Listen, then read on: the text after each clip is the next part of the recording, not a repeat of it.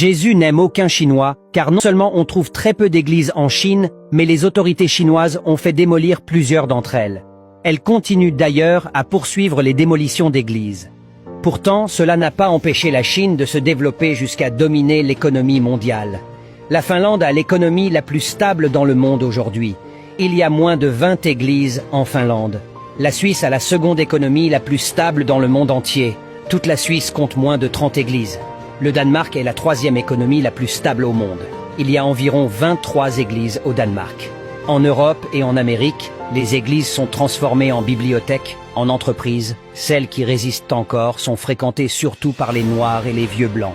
Venez en Afrique. Il y a plus de 10 000 églises par région, dont 4 000 églises dans la seule ville de Yaoundé, 4 100 églises dans la seule ville d'Abidjan, 7 000 églises dans la seule ville de Kinshasa, 10 000 églises dans la seule ville de Lagos au Nigeria.